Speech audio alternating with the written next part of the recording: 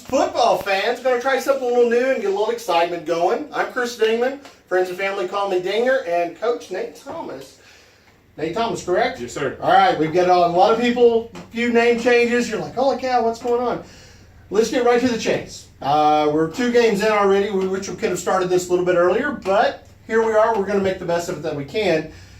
Parkview, right out of the box. Inner city rival. Not only were you thrown into the lion's den with the new program, new coaching staff, and a heck of a learning curve, which football guys, we love that stuff. Sure. Love the smile on his face right there going, yeah, that's what I love. Feed me, he says.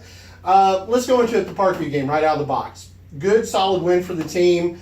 Everything seemed to be clicking good. Had a couple of good plays that went our right direction.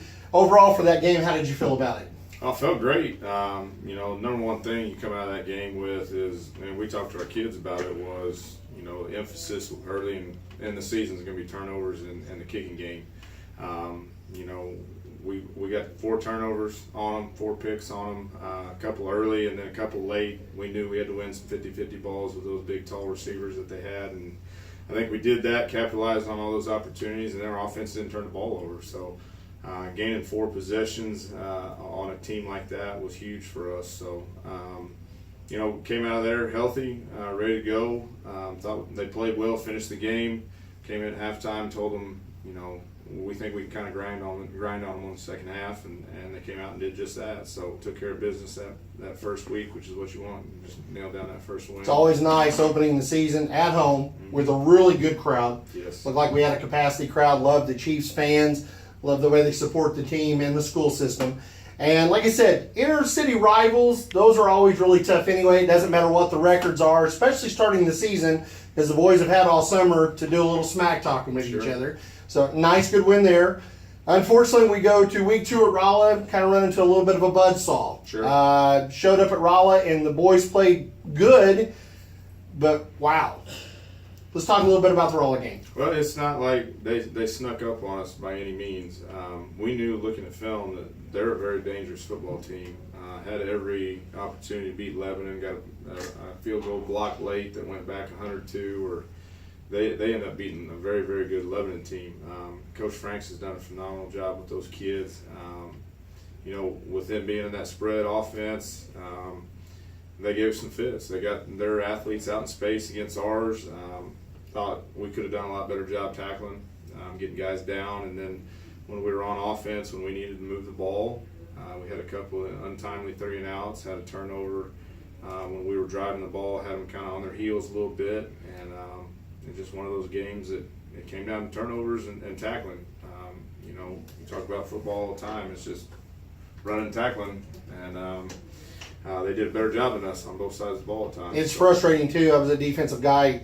You're hitting it on the head with tackling, because I've had a heck of a learning curve from the old school heads up, smash mouth to where now it is technique tackling. Yep.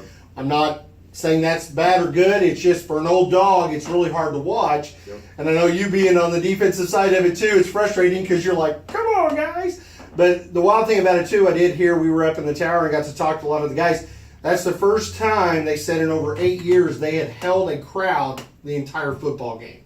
Yeah. So for folks that unfortunately weren't able to go, it literally was a back and forth, legit good old brawl up in Rolla. It was, and we knew when we came in that this was going to be their Super Bowl. Right. I mean, that place was packed when we came in to warm up and had the tailgate rolling, and that's what we talked to our kids about is we got a big target on our chest being Kickapoo, and we're going to get the best out of everybody, so we got to be ready to play every week. Once again, like we talked about, it doesn't matter if they're 1-8 or 8-1.